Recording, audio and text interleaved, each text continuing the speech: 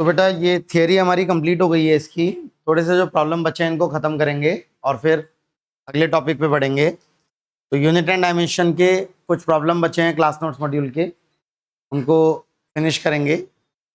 Dimensional formula of angular velocity.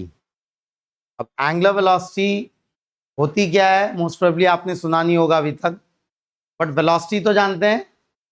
Velocity या speed जानते हैं। स्पीड होती है या वेलोसिटी होती है डिस्टेंस या डिस्प्लेसमेंट अपॉन टाइम। जानते हैं फॉर्मूला। स्पीड की डायमेंशन भी जानते हैं। क्या होती है स्पीड की dimension?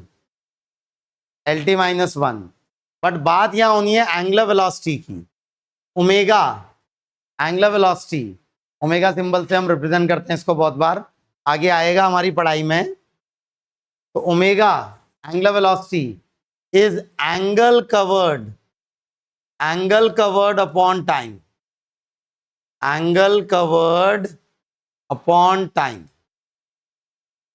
Omega is angle covered upon time. अगर मैं आपको एक फॉर्मूला बता दूं तो अब इसके बाद क्या आप ओमेगा की डायमेंशन निकाल सकते हैं?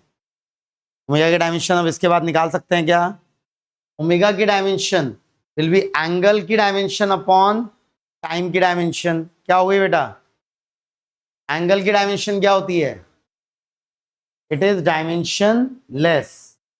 वहीं टी टाइम की डायमेंशन क्या होती है? टी। तो डिनोमिनेटर में टी आया, मतलब क्या डायमेंशन हो गई? टी माइनस 1 न्यूमरेटर में लाएंगे तो ओमेगा की dimension will B dimension of angle upon dimension of time, and angle is dimension less, तो केवल 1 लिख सकता हूं कि उसकी जगह, और टाइम की डायमेंशन टी, तो ये आ गया टी माइनस 1। मतलब मास और लेंथ में 0 डायमेंशन है और टाइम में क्या डायमेंशन है? -1। तो कौन सा ऑप्शन मैच कर रहा है बेटा इसको? कौन सा ऑप्शन मैच कर रहा है? फर्स्ट। नेक्स्ट, एक इक्वेशन हमें लिख के दी है। ये इक्वेशन आपको नहीं पता, बट उसमें इन्वॉल्व फिजिकल क्वांटिटीज आपको पता है। हमें उन्हीं से मतलब है। हमें अभी पूरी इक्वेशन क्या मीन कर रही है इस बात से मतलब नहीं है। हमें अभी केवल मतलब है जो फिजिकल क्वांटिटीज उस इक्वेशन में इन्वॉल्व हुई हैं। तो एक इक्वेशन हमें लिख के दी है गैसेस के बारे में। पहले ब्रैकेट में pressure plus A upon volume का square, P standing for pressure, V standing for volume. दूसरे ब्रैकेट में है P माइनस B। V तो फिर से वॉल्यूम है और B अननोन है, is equal to RT। R एक कांस्टेंट है, T इज व्हाट? टेम्परेचर। ठीक हो गया। तो हमें क्या बताना है? हमें A की डायमेंशन बतानी है। A की डायमेंशन। सवाल अच्छा है, इंपॉर्टेंट है। ऐसे क्वेश्चन आते हैं बेटा एग्जाम में। कभी यूएनडी से अगर डायरेक्ट क्वेश्चन आते हैं तो इस तरीके के सवाल आते हैं। आपको A की डायमेंशन पता लगानी है। तो एक्चुअली बेसिक कंसेप्ट का क्वेश्चन है। और क्या है बेसिक कंसेप्ट बेटा इस चैप्टर में? यूनिट एंड डायमेंशन का बेसिक कंसेप्ट क्या है? Principal of homogeneity. आप कब ऐड कर सकते हैं दो फिजिकल क्वांटिटीज को? जब उनकी डायमेंशन सेम हो। तो इस ब्रैकेट में जो दो टर्म्स ऐड हो रहे हैं उन दोनों की डायमेंशन क्या होनी चाहिए? सेम। बाकियों से कोई मतलब ही नहीं है, क्योंकि मुझे किसकी डायमेंशन पूछी है? ए की। ये फालतू में डराने के लिए दे रखा है बाकी सब कुछ। इस ब्रैकेट का कोई काम नहीं है मेरे लिए। इस इक्वल टू के बाद जो है उसका भी कोई काम नहीं है। चल पहले ब्रैकेट से ही बात बन जाएगी ना, जो फर्स्ट ब्रैकेट है उसी से बात बन जाएगी।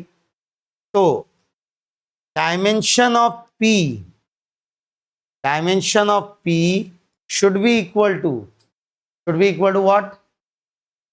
Dimension of A upon dimension of v square.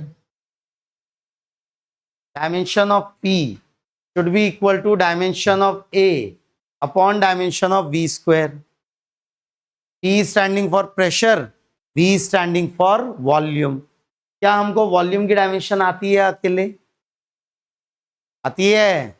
क्या होती है बेटा वॉल्यूम की डायमेंशन? L3. और क्या प्रेशर की डायमेंशन अकेले आती है हमको? प्रेशर की भी आती है, याद है? क्या होती है प्रेशर की डायमेंशन? M -1 T -2. रट्टा मारने को बोला है बेटा, ये प्रेशर की डायमेंशन याद होनी चाहिए बाय हार्ट. तो ML -1 T -2 और वॉल्यूम की डायमेंशन होती है L3. तो यहां से हमको दिख रहा है कि A की dimension should be equal to pressure की डायमेंशन इंटू वॉल्यूम की डायमेंशन का स्क्वायर, V स्क्वायर की डायमेंशन. A की डायमेंशन क्योंकि पता करनी है तो A को एक तरफ लाके बाकी सबको दूसरी तरफ ले आए. अब पुट करना शुरू करते हैं. प्रेशर की डायमेंशन क्या लिखूं? ML -1 T -2 और V स्क्वायर की डायमेंशन, अकेले V की डायमेंशन क्या होती है? L3. V स्क्वायर की डायमेंशन क्या हो जाएगी? L raise to the power 6. अरे भाई L3 का होल स्क्वायर क्या हो जाएगा? L raise to the power 6. M तो 1 ही रहा, L कितना हो गया बेटा? 5 -1 + 6 -1 + 6 और T हो गया, T क्या हो गया? -2. M L की पावर 5 T की पावर -2. तो कौन सा ऑप्शन मैच कर रहा है बेटा? कौन सा ऑप्शन मैच कर रहा है? फर्स्ट ऑप्शन मैच कर रहा है. पूछा नहीं है बट मैं पूछ रहा हूं, क्या आप मुझे B की डायमेंशन बता पाएंगे इसी इक्वेशन में? L3. सिंपली उसकी डायमेंशन L3 ही होनी चाहिए. क्यों होनी चाहिए भाई B की डायमेंशन L3? क्योंकि दूसरे ब्रैकेट में B और B सब्ट्रैक्ट हो रहे हैं एक दूसरे से. दो क्वांटिटीज कब ऐड, सब्ट्रैक्ट या इक्वेट की जा सकती हैं? जब उनकी डायमेंशन सेम हो. इसलिए B की डायमेंशन को B की डायमेंशन के बराबर होना पड़ेगा. पूछा नहीं है बट पूछ सकता था. तो B जो अननोन है मेरा, उसकी डायमेंशन भी वॉल्यूम की डायमेंशन के बराबर होनी चाहिए, मतलब L3. क्लियर है? पढ़ो आगे. Next. A force capital F is given by capital F is equal to AT plus BT square, where T is time. Dimensions of A and B are. फिर से प्रिंसिपल ऑफ होमोजेनिटी इन्वॉल्व होगी. Equation लिखी हुई है, force capital F is equal to some unknown A into time.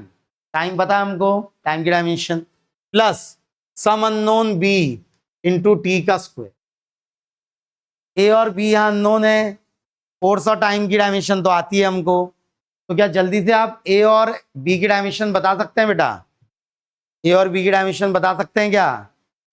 कौन सी equation लगाएंगे? Equation of homogeneity. Homogeneity क्या आ जाएगी? इसको डायमेंशनल इक्वेशन में कन्वर्ट करूं तो क्या लिखूं बेटा? सबसे पहले बताइए. नहीं, पहले इक्वेशन बताइए फिर पुट करेंगे. Dimension of F, dimension of F should be equal to dimension of AT.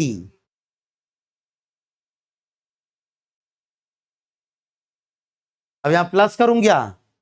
नहीं, जब डायमेंशनल इक्वेशन आएगी तो वहां प्लस माइनस कुछ नजर नहीं आएगा भाई. प्रिंसिपल ऑफ होमोजेनिटी बोलता है कि इस क्वांटिटी की dimension should be equal to इस क्वांटिटी की dimension should be equal to इस क्वांटिटी की डायमेंशन. यहां बीच में डायमेंशनल इक्वेशन में भले ही ओरिजिनल इक्वेशन में प्लस आया है बेटा, यहां प्लस नहीं दिख सकता. डायमेंशंस को ऐड वगैरह करने का कोई मतलब नहीं है ना. This should be equal to dimension of B T square. क्या अब आप ए और बी की डायमेंशन इंडिविजुअली अलग अलग पता कर सकते हैं? ए का पता करना शुरू करें तो dimension of A should be equal to dimension of F divided by dimension of time. वहीं dimension of B should be equal to dimension of F divided by dimension of T square. पता लगाइए कौन सा option match कर रहा है, कौन सा ऑप्शन मैच कर रहा है बेटा, फर्स्ट सेकंड थर्ड फोर्थ में से। फर्स्ट, तो dimension of A should be equal to dimension of F divided by dimension of T. बोलिए एफ की डायमेंशन बोलिए, M L T minus two divided by T की डायमेंशन टी। तो क्या हो गया बेटा, ये एम एल, ये टी ऊपर जाएगा, -1 बनेगा, -2 पहले से है, तो क्या हो जाएगा एम एल टी -3। वहीं बी की डायमेंशन पता लगाने के लिए मैं एफ की डायमेंशन को इसकी डायमेंशन के इक्वल कर दूं, तो dimension of B will be equal to dimension of F upon dimension of T square. फिर से एफ की डायमेंशन क्या होती है, एफ की डायमेंशन एम एल टी -2। बेटा याद हुआ नहीं हुआ अभी तक, ये बाय हार्ट याद रखने हैं जितने बोला गया है। और फोर्स उसमें एक इंपॉर्टेंट क्वांटिटी है M L T -2 divided by T square की डायमेंशन। टी स्क्वायर की डायमेंशन क्या हो जाएगी, T2। ये ऊपर जाएगा, -2 बनेगा, एक -2 पहले से है, -2 मिलके -4, तो ये हो गया एम एल टी -4। तो ए की डायमेंशन आनी चाहिए एम एल टी -3 और बी की डायमेंशन एम एल टी -4। तो कौन सा ऑप्शन करेक्ट है बेटा, फर्स्ट वन। ठीक है,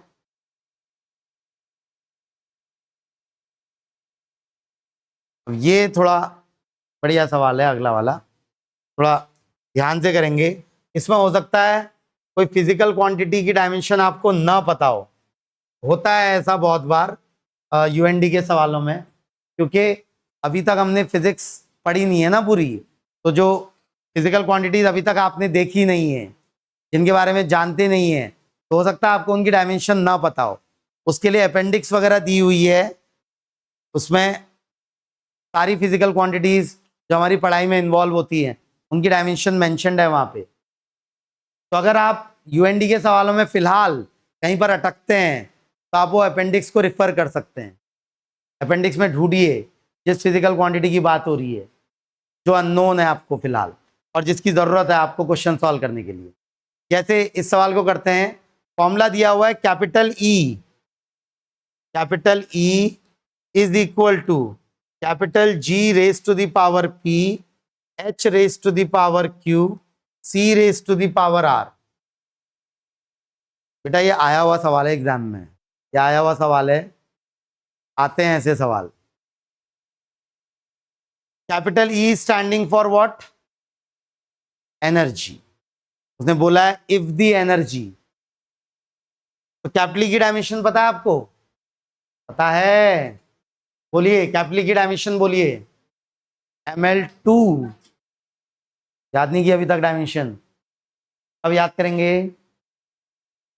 क्या होती है कैपिटल ई की डायमेंशन, ml2 t-2।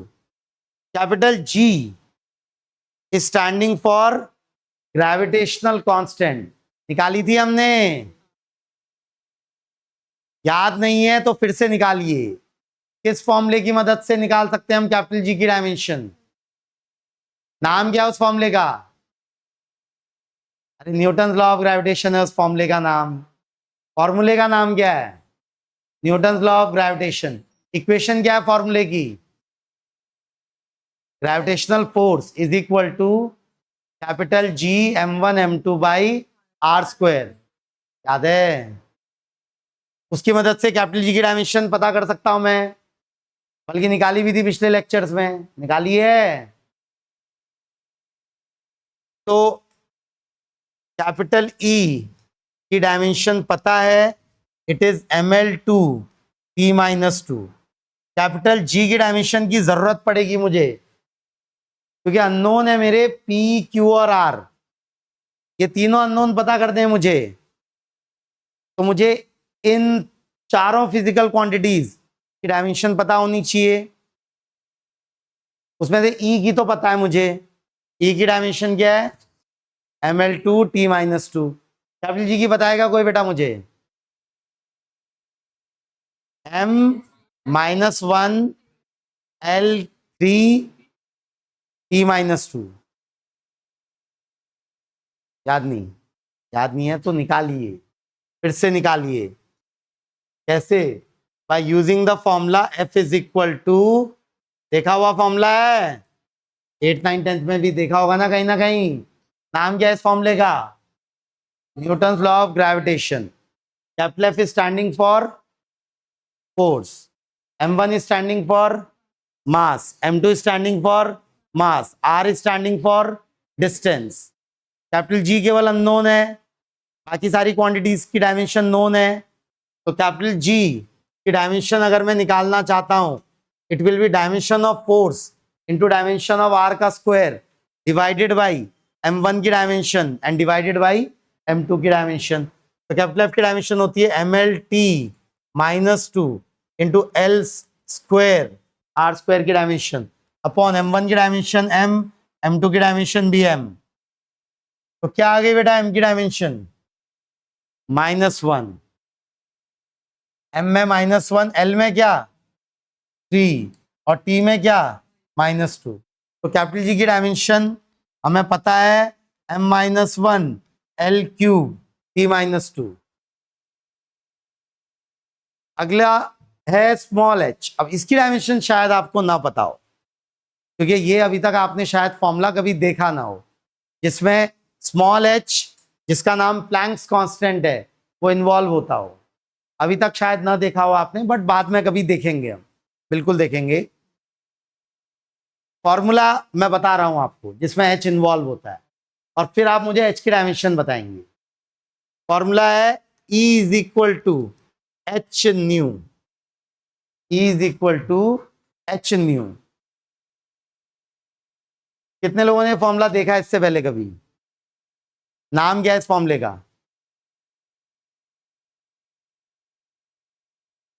नाम क्या है इस फॉर्मूले का? प्लैंक्स क्वांटम थियरी का पहला फॉर्मूला है ये। प्लैंक्स क्वांटम थियरी का पहला फॉर्मूला है E is equal to H nu. ठीक है, आपको प्लैंक्स क्वांटम थियरी नहीं आती अभी, कोई दिक्कत नहीं, बट आपको पता है E standing for energy, H is Planck's constant जिसका पता करना है हमको, जिसकी जरूरत है हमको। New is standing for frequency, ये जो न्यू लेटर लिखा है V जैसा जो दिख रहा है, V नहीं है, ये क्या लिखा हुआ है, ये न्यू, ग्रीक लेटर न्यू है, it stands for frequency. Frequency की डायमेंशन जानते हैं बेटा? फ्रीक्वेंसी की डायमेंशन क्या होती है, T minus one. Frequency 1 upon time period होती है, सुना है? तो बेटा आपको E की डायमेंशन पता है, आपको न्यू की डायमेंशन पता है, तो क्या आप जल्दी से H की डायमेंशन बता सकते हैं? बताइए मुझे H की डायमेंशन निकालिए। H की dimension ml2 t minus one, जल्दी निकालिए। ml2 t माइनस वन कि भाई H की डायमेंशन विल बी एनर्जी की डायमेंशन अपॉन फ्रीक्वेंसी की डायमेंशन।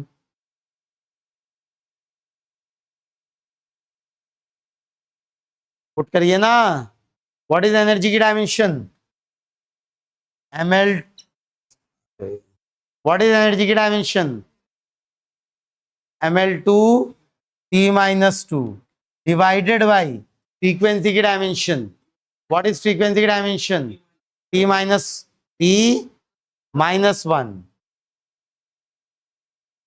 अब ये डिनोमिनेटर का t माइनस वन को न्यूमरेटर में ले जाऊंगा तो प्लस वन बनेगा, माइनस टू पहले से है न्यूमरेटर में, minus two plus one will be minus one. तो ये हो गया ml2 t माइनस वन। तो किसकी डायमेंशन आ गई बेटा? प्लैंक्स कांस्टेंट की डायमेंशन आ गई। बेटा हर कांस्टेंट डायमेंशनलेस नहीं होता ना, बहुत सारे कांस्टेंट्स की डायमेंशन भी होती है। जैसे कैपिटल जी भी एक कांस्टेंट है बट उसकी डायमेंशन है, एच भी एक कांस्टेंट है उसकी डायमेंशन है, बाद में जाके पढ़ेंगे एच हम, Planck's constant, but it has dimension. और क्या डायमेंशन है एच की? ml2t-1। अब बचा सी। सी क्या दे रखी है बेटा? सी क्या है? Velocity of light. किसी की भी वेलोसिटी है तो वेलोसिटी, और वेलोसिटी या स्पीड की डायमेंशन LT-1। तो dimension of C is what बेटा? LT-1। ठीक हो गया बेटा? सवाल डिफिकल्ट लग रहा होगा बट ये आया हुआ सवाल है, एग्जाम में आते हैं ऐसे सवाल, नीट में भी आ सकता है, मेंस में भी आ सकता है, और आया हुआ है ये सवाल। ई की जगह कितना पुट करूं? ई की dimension should be equal to G की dimension raise to the power P into H की dimension raise to the power Q into C की dimension raise to the power R. तो पुट करना शुरू करूं। E की dimension क्या लिख दूं? ml2t-2 ml2t-2 should be equal to G की जगह, जी की डायमेंशन की जगह m-1 l3t-2 raise to the power कितना है बेटा? p, raise to the power p। फिर h की डायमेंशन है ml2t-1 raise to the power कितना? q। और c की dimension lt-1 raise to the power कितना बेटा? r।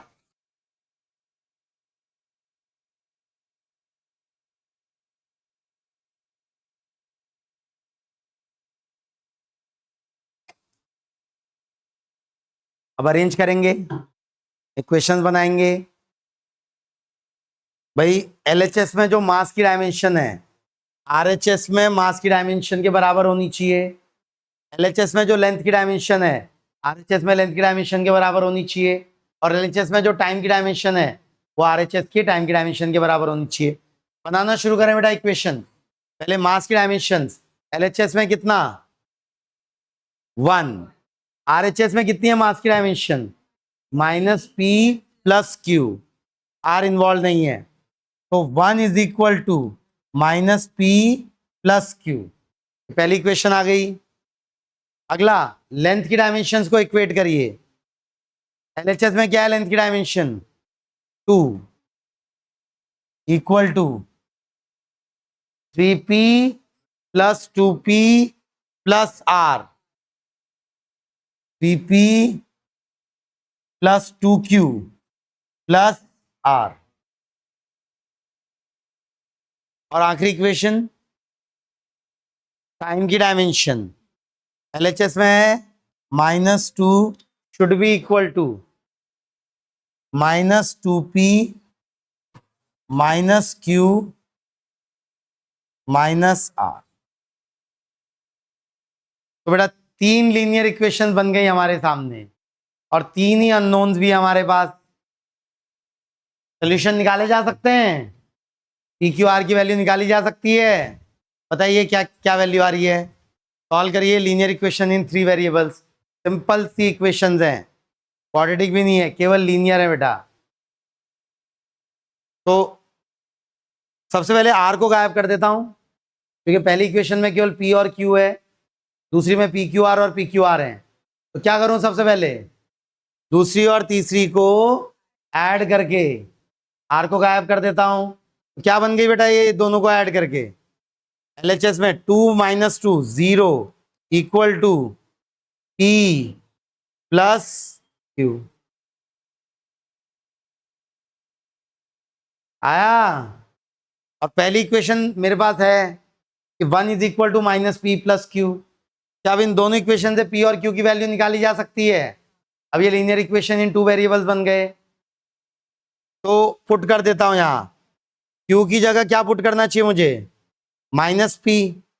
तो ये आ जाएगा Q की जगह माइनस पी पुट करूंगा तो 1 is equal to minus P, this is -2p। तो p की वैल्यू क्या आ गई बेटा, -1/2। तो कौन कौन से ऑप्शन रिजेक्ट हो गए, पहली बात सेकंड ऑप्शन रिजेक्ट हो गया और फोर्थ, अभी फोर्थ ऑप्शन रिजेक्ट हुआ क्योंकि फर्स्ट और थर्ड में दोनों में p की वैल्यू -1/2 है। और q क्या होना चाहिए, q should be equal to -p।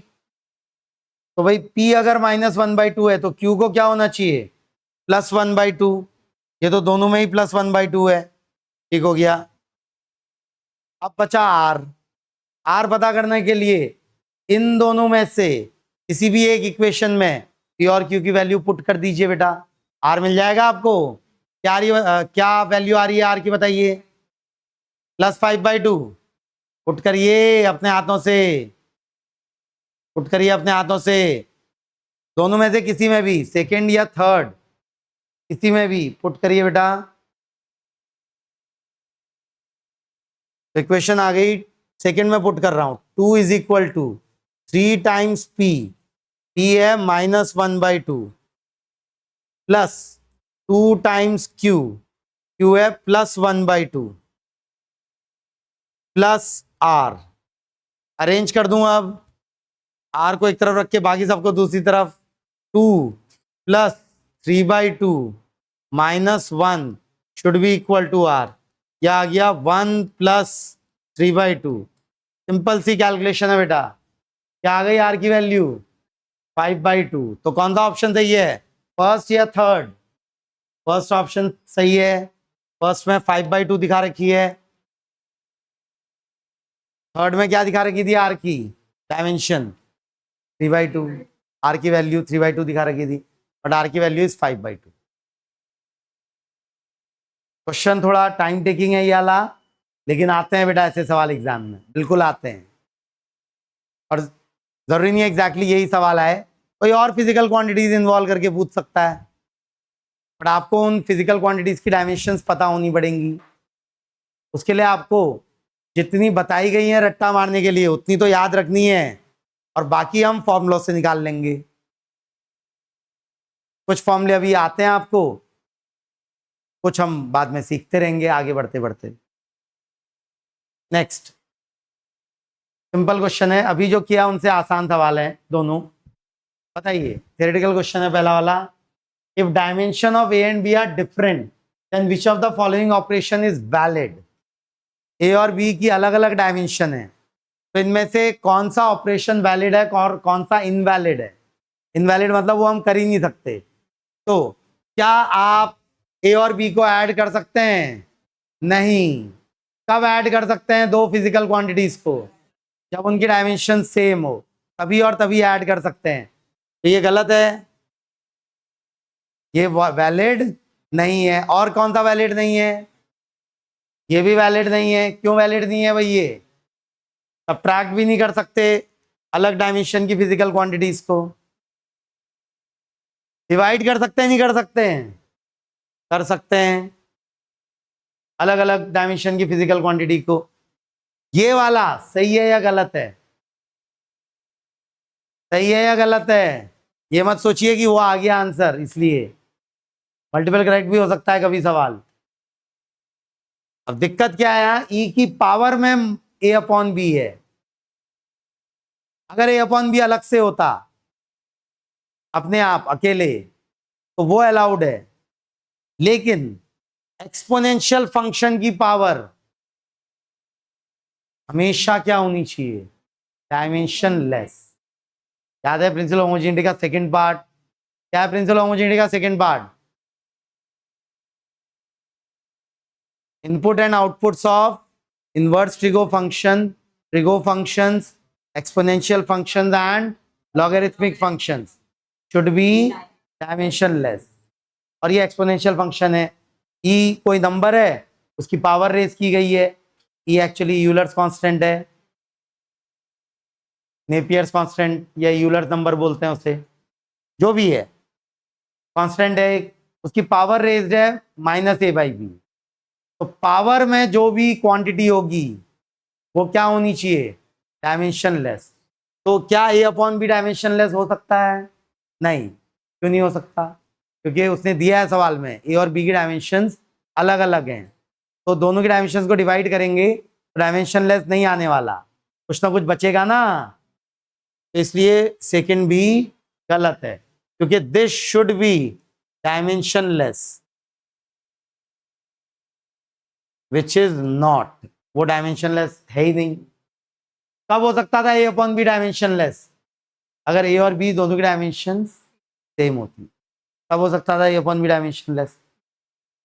Next आसान सवाल है, अभी तक जो किए उनसे ज्यादा इजी है, जल्दी बताइए बेटा, जल्दी बताइए। फॉर्मूला लिखा हुआ है आपके सामने, फॉर्मूले से डरिए नहीं, फॉर्मूला आना जरूरी नहीं हमें, अभी अभी हमें फॉर्मूले में इन्वॉल्व फिजिकल क्वांटिटीज को हैंडल करना आना चाहिए।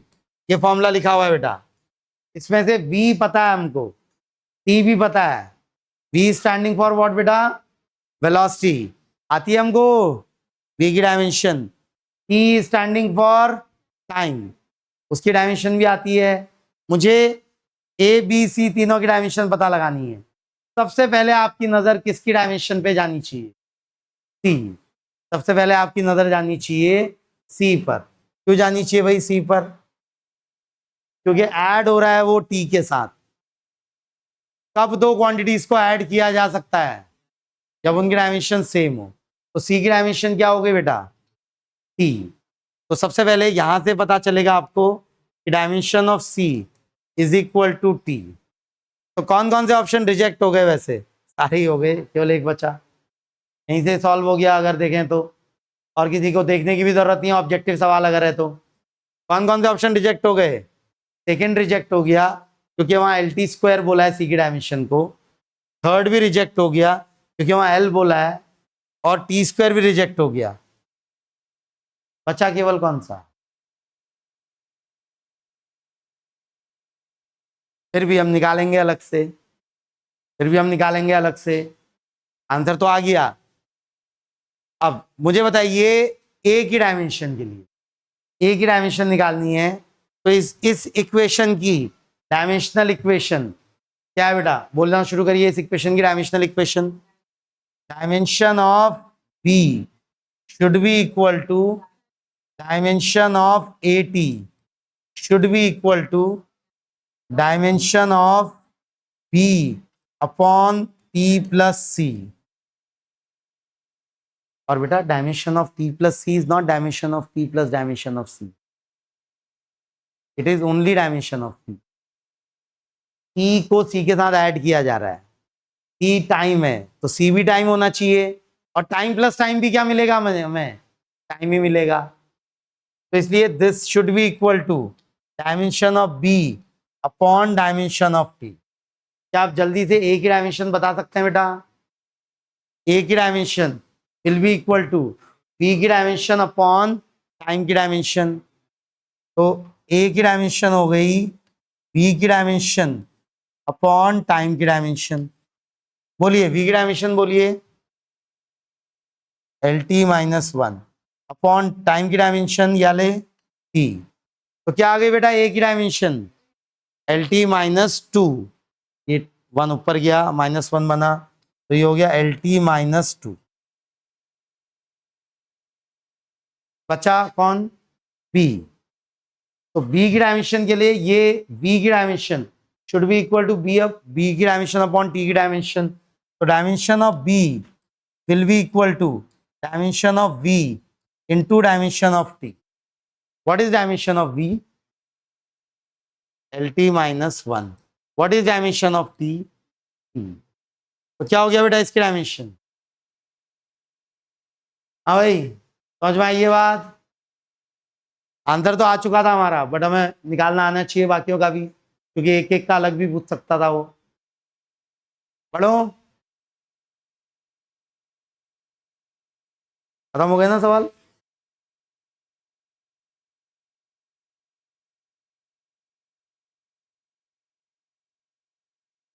नहीं, डायमेंशंस को कभी ऐड नहीं कर, चीजें ऐड हो रही हो तो डायमेंशन ऐड नहीं होती बेटा। हाँ, time plus time, mass plus mass, mass plus mass, या 2 मास हो जाएगा। वैल्यू जो भी होगी, हम अभी वैल्यू में डील नहीं कर रहे हैं ना बेटा, डायमेंशन में डील कर रहे हैं। Mass of anything plus mass of other thing will be equal to sum mass, speed plus speed will be a new speed, समझ रहे हैं? तो dimension of T plus C is equal to dimension of T, या equal to dimension of C. नहीं समझे? Simple principal of homogeneity है। हाँ भाई, तो शुरू करें, स्टार्ट करने जा रहे हैं बेसिक मैथ्स। जितनी मैथ्स की रिक्वायरमेंट हमें फिजिक्स में है, और वो मैथ्स अभी मैथ्स में नहीं पढ़ने वाले आप। ज्यादातर मैथ्स 10th क्लास तक की मैथ्स है, 8 9 10 तक की मैथ्स है, और कुछ मैथ्स आप 12th क्लास में पढ़ेंगे। अभी फिलहाल हम जो फोकस करेंगे वो 10th तक की मैथ्स पे करेंगे। फिर उसके बाद वेक्टर्स करेंगे, जो आपने मोस्ट प्रोबेबली नहीं पढ़ा होगा, क्योंकि 8 9 10 के सिलेबस में है नहीं वेक्टर्स, स्कूल के सिलेबस में। पढ़ा है तो अच्छी बात है, बट बेसिक मैथ्स के बाद हम क्या करेंगे? वेक्टर्स। बेसिक मैथ में ज्यादातर चीजें आपने पहले से देखी हुई होंगी, बट फिर भी हम एक बार रिवाइज करेंगे उसको, क्योंकि भूल जाते हैं ना, याद नहीं रहता। कौन सी चीजें याद नहीं रहती हमको? कौन सी चीजें याद नहीं रहती हमको? हाँ, कौन सी चीजें हम भूल जाते हैं? कौन सी चीजें याद नहीं रहती हमको? हाँ, क्या? फॉर्मूला। क्यों याद नहीं रहते?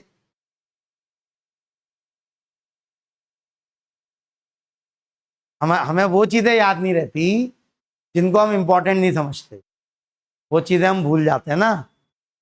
जिनको हम बोरिंग समझते हैं वो चीजें हम भूल जाते हैं। और कौन सी चीजें याद रहती है हमको? जो हमें इंटरेस्टिंग लगती हैं, वो चीजें हमें याद रहती हैं। नहीं क्या? नहीं है ऐसा? मूवीज के गाने याद रह जाते हैं ना। क्यों याद रह जाते हैं? क्योंकि वो हमें इंटरेस्टिंग लगते हैं। कोई बकवास गाना होगा तो वो भूल जाते हैं, क्योंकि वो हमें इंटरेस्टिंग नहीं लगा था। तो बेटा बहुत सारी चीजें हैं जो आप मोस्ट प्रोबेबली भूल चुके होंगे, जो आपने 8 9 10 में पढ़ी है, क्योंकि वो अभी तक आपने इंपॉर्टेंट नहीं समझी थी।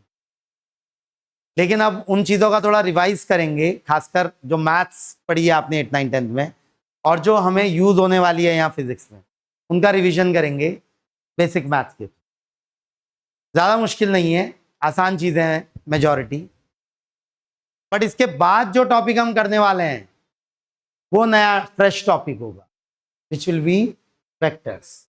वो भी है मैथ्स ही, बट वो नई मैथ्स होगी एक तरीके से। अभी फिलहाल जो करेंगे हम दो दिन के लिए, वो पुरानी मैथ्स है जो आप पढ़ चुके हैं मोस्ट ऑफ। फिर एक और मैथ्स का टॉपिक है जो आपने मोस्ट प्रोबेबली बिल्कुल टच नहीं किया होगा, और वो है कैलकुलस। था क्या 8 9 10 में कैलकुलस? नहीं, नहीं। बट कैलकुलस हमारी पढ़ाई के लिए बड़ा ज़रूरी है, फिजिक्स की पढ़ाई के लिए, और थोड़ा बहुत केमिस्ट्री की पढ़ाई के लिए भी बहुत ज़रूरी है। तो कैलकुलस, बट हम मैथ्स के सिलेबस में 12th क्लास में पढ़ते हैं, क्योंकि कैलकुलस पढ़ने से पहले और बहुत सारी चीज़ें पढ़नी पड़ती हैं मैथ्स में, बट इतना वेट नहीं कर सकते हम। तो कैलकुलस भी हम पढ़ेंगे, बट अभी नहीं। जो सीक्वेंस रहेगा, जो ऑर्डर रहेगा, अभी हम बेसिक मैथ्स कवर करेंगे। यूएनडी कर चुके हैं बेटा, हम यूएनडी कर चुके हैं। और बेटा जिसने यूएनडी का एक भी लेक्चर मिस किया तो फिर यूएनडी दिक्कत आएगी आपको, इसलिए यूट्यूब पे अपलोडेड है लेक्चर। अगर कोई भी लेक्चर मिस किया है तो उसको कवर अप करिए सीक्वेंस ऑर्डर में, ठीक है, थियरी वाले पार्ट खासकर। तो यूएनडी हमने कर चुके हैं, अब हम बेसिक मैथ करने जा रहे हैं, फिर उसके बाद वेक्टर्स करेंगे। पिछले साल तक मैं उसके बाद कैलकुलस पढ़ाता था वेक्टर के बाद, बट इस साल मैंने चेंज किया है।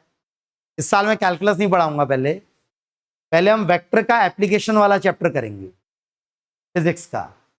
और वेक्टर का सबसे ज़्यादा एप्लीकेशन होता है एनएलएम में। तो पहले हम NLM, Newton laws of motion और फ्रिक्शन का चैप्टर करेंगे आफ्टर वेक्टर्स, और फिर उसके बाद कैलकुलस करेंगे, ठीक है। कैलकुलस को थोड़ा होल्ड पे रखेंगे कि कैलकुलस में दिक्कत क्या होती है, आपने मैथ्स अभी तक ज़्यादा अच्छे से की नहीं होती है तो फिर कैलकुलस में अटकने लगते हैं आप। तो क्या होगा, मैथ्स में अलजेब्रा ठीक ठाक हो जाएगी, ट्रिग्नोमेट्री तो नहीं लेकिन अलजेब्रा ठीक ठाक हो जाएगी, तो आप फिर कैलकुलस को भी अच्छे से समझ पाएंगे।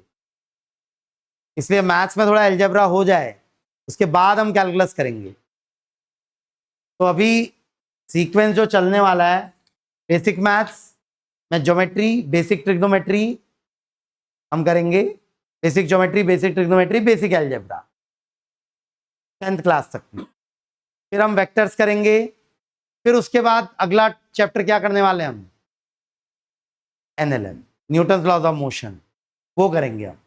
उसमें हमें 1 महीना लगेगा Newton laws of motion and friction करने में।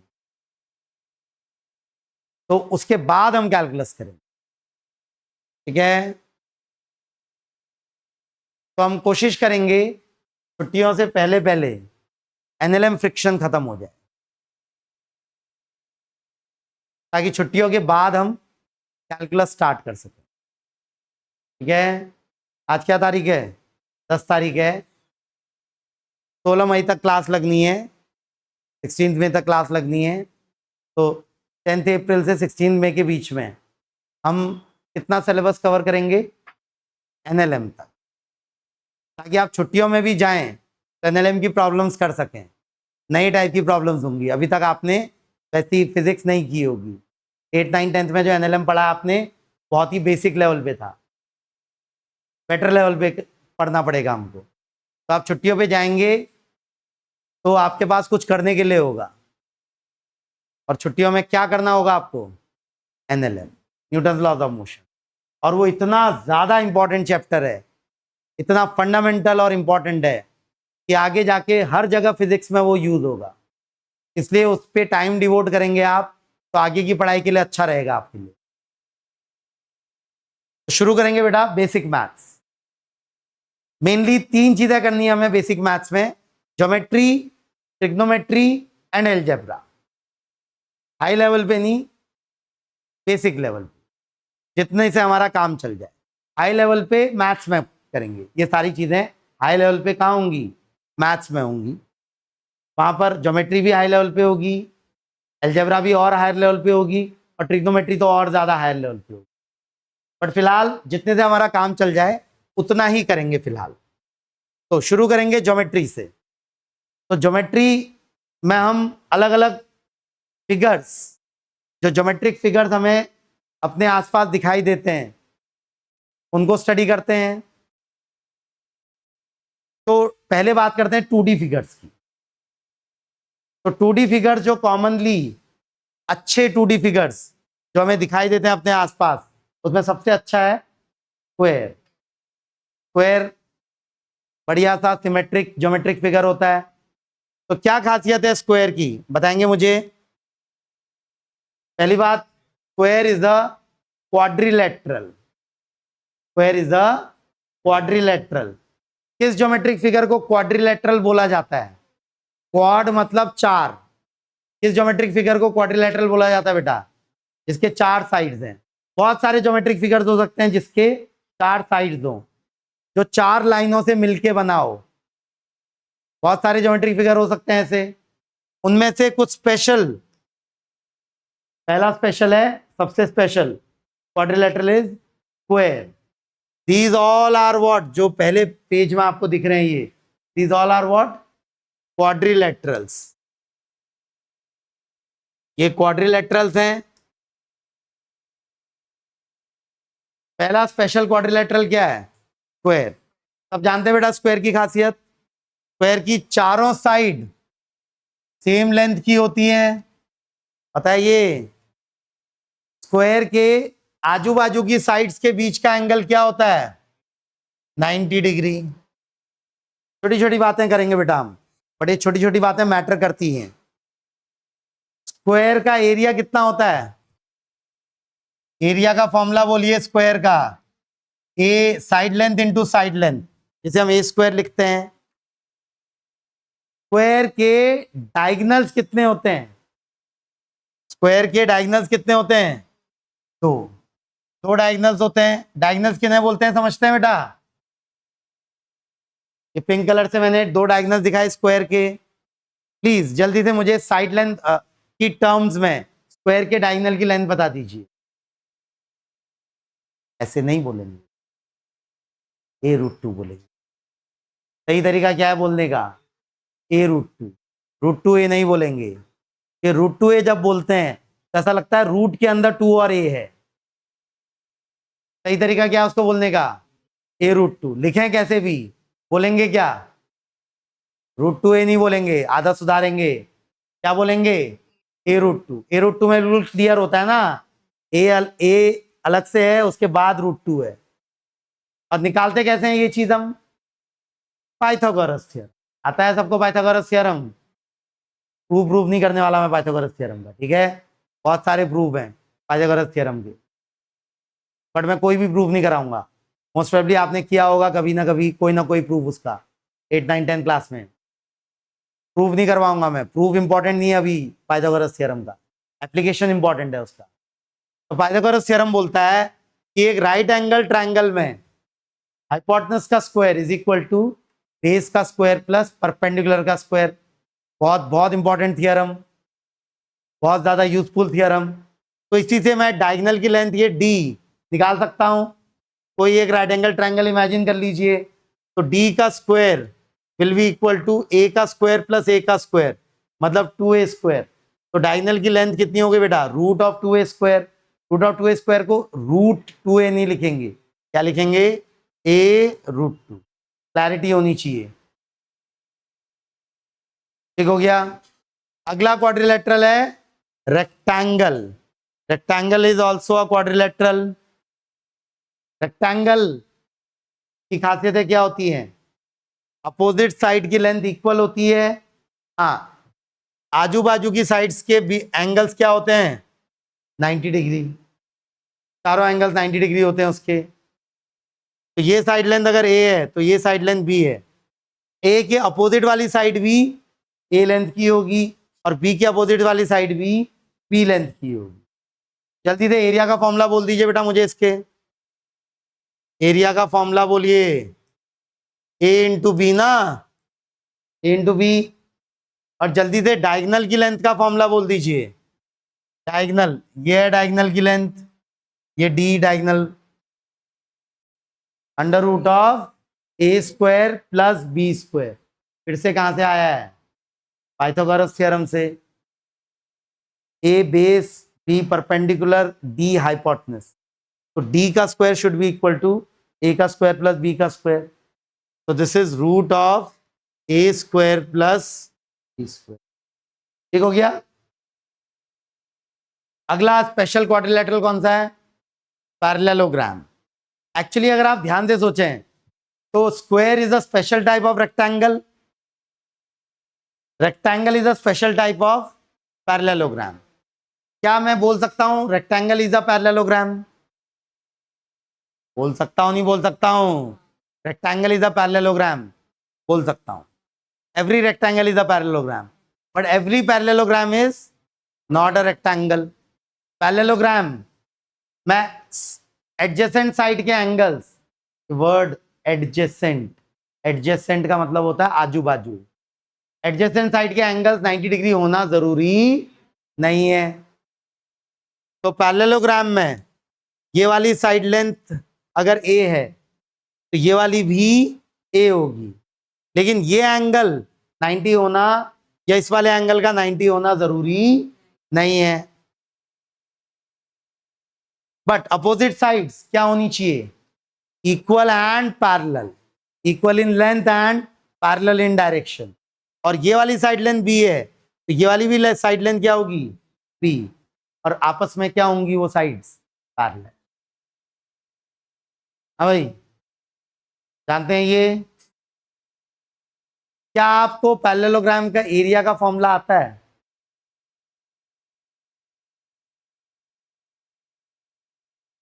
सीखा है? क्या बात कर, उसके लिए अपोजिट, दो पैरेलल अपोजिट साइड्स के बीच का परपेंडिकुलर डिस्टेंस पता होना चाहिए।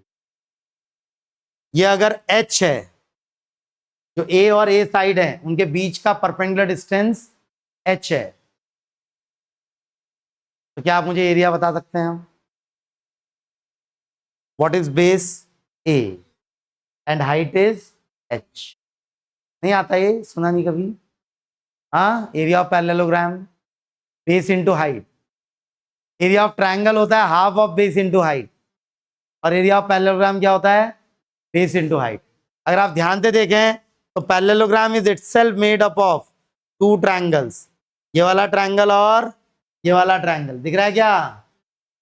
और ये h है तो ये भी क्या है बेटा, h।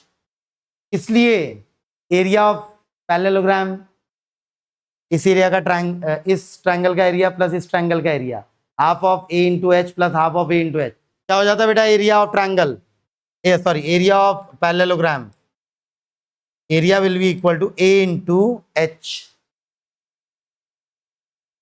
अब डायगोनल की लेंथ तो पक्का नहीं आती होगी, आती है क्या? अच्छा, एक हाँ, स्क्वायर में एक चीज और डिस्कस करना भूल गया मैं। स्क्वायर में ये सेंटर ऑफ द स्क्वायर जहां डायगोनल्स इंटरसेक्ट कर रहे हैं वहां से किसी भी साइड की दूरी कितनी होती है बेटा, वो डायगोनल की लेंथ का आधा हो जाएगी। ये जो डायगोनल की लेंथ है, क्योंकि सेंटर ऑफ द स्क्वायर से चारों कॉर्नर्स की दूरी सेम होती है, ये हम प्रूव कर सकते हैं कॉन्ग्रुएंसी वगैरह से, इजीली प्रूव कर सकते हैं, जानते हैं ये कॉन्ग्रुएंसी ऑफ ट्रायंगल वगैरह से। ये साइड ये गैप हमारे लिए इंपॉर्टेंट है, बहुत बार आएगा हमारी पढ़ाई में। अगर साइड लेंथ दे है तो सेंटर से वर्टेक्स की दूरी क्या होती है, सेंटर से कॉर्नर की दूरी क्या होती है, डायगोनल की लेंथ होती है √2, बट मैं डायगोनल की लेंथ नहीं पूछ रहा हूं, मैं सेंटर से कॉर्नर की दूरी पूछ रहा हूं। वो डायगोनल की लेंथ का आधा हो जाएगी और a√2 का आधा a/√2, तो दिस L इज a/√2। याद रखना है, सेंटर ऑफ द स्क्वायर से कॉर्नर ऑफ द स्क्वायर की दूरी कितनी होती है, कितनी होती है, a/√2, रट्टा मार के याद रखना है। डायगोनल की लेंथ कितनी होती है स्क्वायर की, a√2, और उसी की आधा सेंटर से कॉर्नर की दूरी a/√2। क्लियर है? पैरेललोग्राम का एरिया ठीक हो गया। क्या आपको पैरेललोग्राम के डायगोनल की लेंथ आती है? ये नहीं सीखा होगा आपने, हाँ?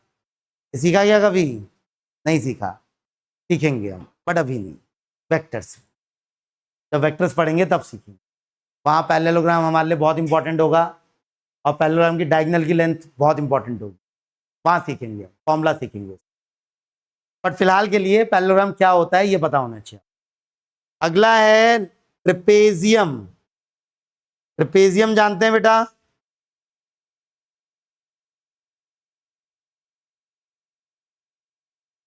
कुछ ऐसा नजर आता है ट्रेपेजियम,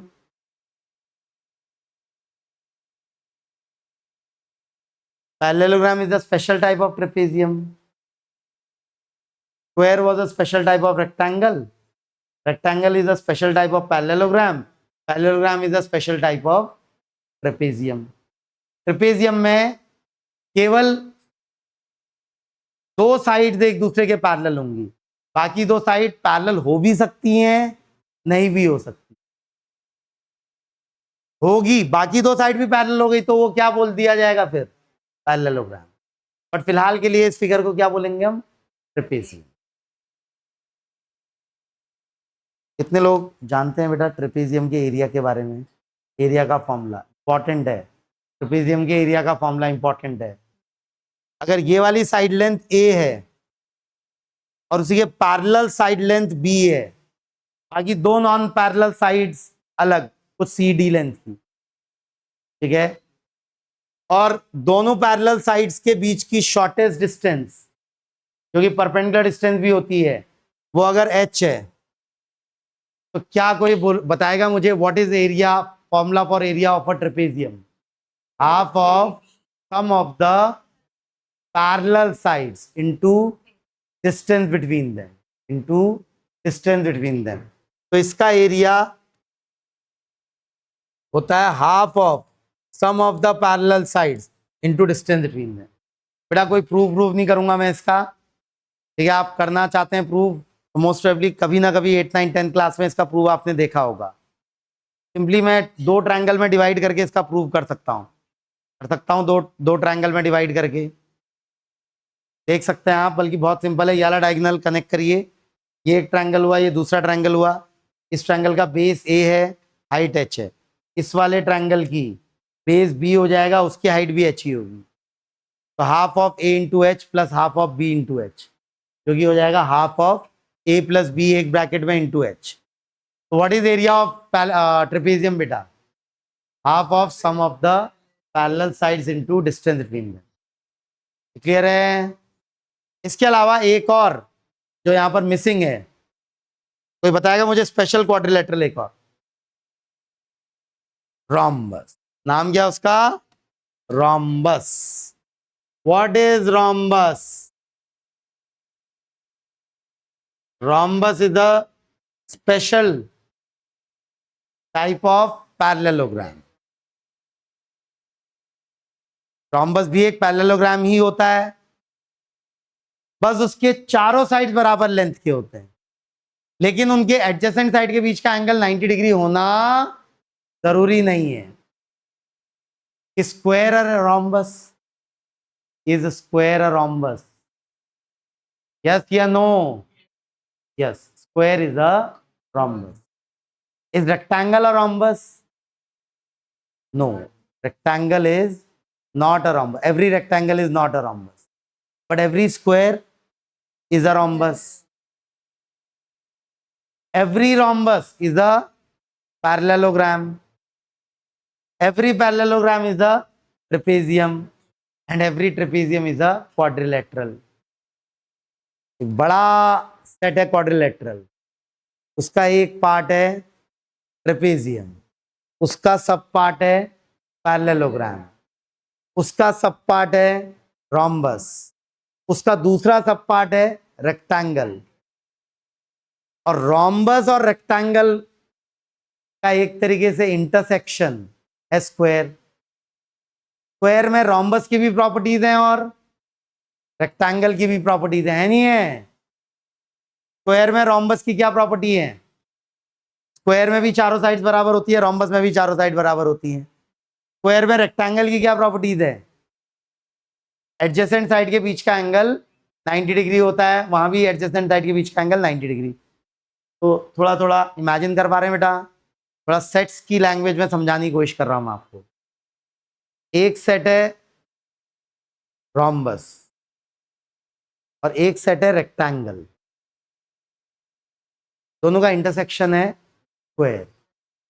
समझ रहे हैं? इंटरसेक्शन का मतलब समझते हैं, कॉमन। तो रोम्बस के बारे में कुछ खास बातें। रोम्बस की अगर ये साइड ए है, ये भी ए है, ये भी ए है और ये भी ए है, चारों साइड बराबर लेंथ की होती हैं, बट एडजेसेंट साइड के बीच का एंगल 90 डिग्री होना जरूरी नहीं है। रोम्बस की एक बड़ी इंपॉर्टेंट बात, बहुत ही इंपॉर्टेंट बात, हाँ, diagonals of a rhombus are perpendicular to each other. Are diagonals of rectangle perpendicular to each other? No. जरूरी नहीं है, हर रेक्टेंगल का डायगोनल एक दूसरे के परपेंडिकुलर नहीं होंगे दोनों diagonals. Are diagonals of square perpendicular? Yes.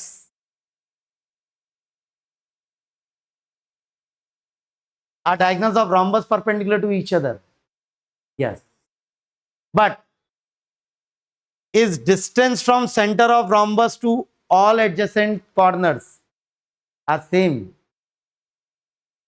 लेकिन वहां वो डिस्टेंस भी सेम था. स्क्वायर में क्या था, चारों कॉर्नर से दूरी सेंटर की सेम थी, बट यहां पर एक कॉर्नर से दूरी और दूसरे कॉर्नर से दूरी अलग अलग हो सकती है रोम्बस में. समझ रहे हैं क्या? बट इंपॉर्टेंट बात है कि diagonals of square and diagonals of rhombus are perpendicular to each other. They are perpendicular to each other. ये समझे क्या? हाँ भाई, ये बात समझ में आई? बाकी क्वाड्रिलेटरल तो और भी कुछ हो सकता है, किसी भी रैंडम शेप का भी हो सकता है क्वाड्रिलेटरल. तो किसी भी रैंडम शेप का हो सकता है क्वाड्रिलेटरल. हर क्वाड्रिलेटरल एक प्रॉपर्टी फॉलो करता है, और वो प्रॉपर्टी भले ही कोई भी क्वाड्रिलेटरल हो, और वो है sum of angles of a quadrilateral are sum of all 4 angles of a quadrilateral is always 360 degree. Prove नहीं करूंगा फिर से, सिंपल सी बात है. A B C D, angle A plus angle B plus angle C plus angle D will always be equal to what बेटा? 360 degree. पता है ये एक टाइप का क्वाड्रिलेटरल छूट गया. क्या? हाइट इंपॉर्टेंट नहीं हो.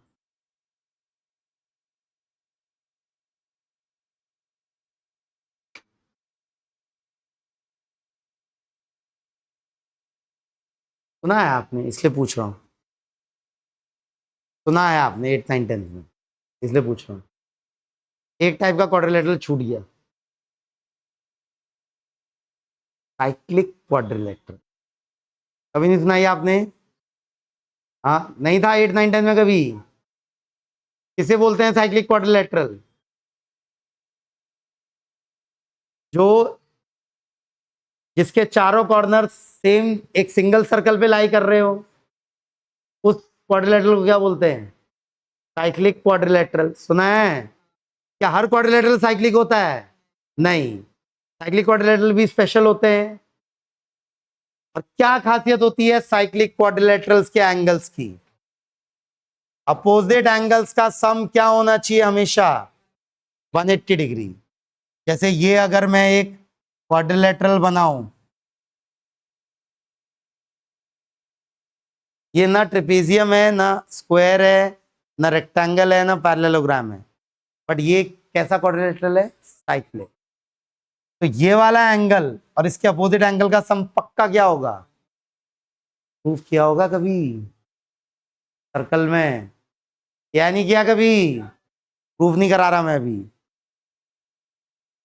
बट ये पता होना चाहिए, एज अ फैक्ट पता होना चाहिए कि अगर ये एंगल ए है, ये बी, ये सी, ये डी, तो angle A plus angle C is 180 degree and angle B plus angle D is also 180 degree. इस क्वाड्रिलेटरल का क्या नाम है बेटा? Cyclic quadrilateral. सुना है सबने?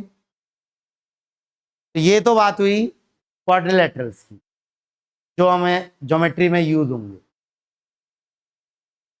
अगला है बेटा, अगला क्या है? ट्रायंगल. अगला है ट्रायंगल. जरा ट्रायंगल्स को समझें, ट्रायंगल्स को समझें. ट्रायंगल बहुत इंपॉर्टेंट ज्योमेट्रिक फिगर है. कितनी साइड्स होती हैं ट्रायंगल की? 3. क्वाड्रिलेटरल की कितनी थी? 4. तो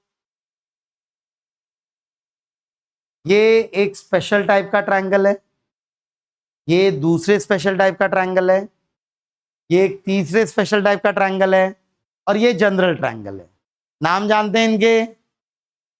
ये वाला स्पेशल ट्रायंगल नाम क्या है इसका? इक्विलैटरल।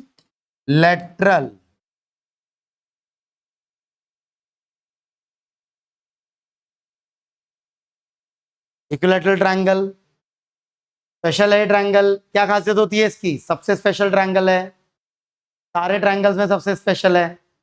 तीनों साइड्स सेम लेंथ की होती हैं। अगर ये साइड लेंथ ए है तो ये भी ए है और ये भी ए है। तीनों एंगल्स भी क्या होते हैं बेटा? 60 डिग्री। 60 60 60 पता है ये सबको। बट जो बात नहीं पता होती है और पता होते हुए भी भूल जाते हैं, और जो हमारे लिए फिलहाल इंपॉर्टेंट है relating to equilateral triangle, it is area से भी ज्यादा important. Centre of equilateral triangle से किसी भी कॉर्नर की दूरी,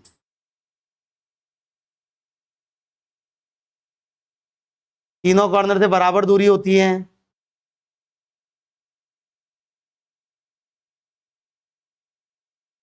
अच्छा, आपने सुने नहीं सुने पता नहीं, मुझे सुने होने चाहिए। There are special points involve with triangle. नाम है उनके centroid, circumcentre, incentre, orthocentre. अभी तक आई नहीं आई आपकी पढ़ाई में कभी? 4 स्पेशल टाइप के points related with triangle other than their vertices. क्या है वो 4 special points? Centroid, circumcentre, incentre, orthocentre. हमें फिजिक्स में ज़्यादा ज़रूरत नहीं होगी उनकी, बट एक बात मैथ्स में बहुत ज़्यादा यूज होगी फिजिक्स में। बट एक बात आपको पता होनी चाहिए, इक्विलैटरल ट्रायंगल के चारों पॉइंट्स सेम होते हैं, चारों स्पेशल पॉइंट्स। मतलब यही सेंट्रॉइड है, यही सरकम सेंटर है, यही इन सेंटर है, और यही ऑर्थो सेंटर है। क्या आप मुझे बताएंगे what is the distance of any corner of equilateral triangle from centre of triangle, from centre of equilateral triangle? जानते हैं डिस्टेंस? भाई जानते हैं क्या डिस्टेंस? नहीं जानते?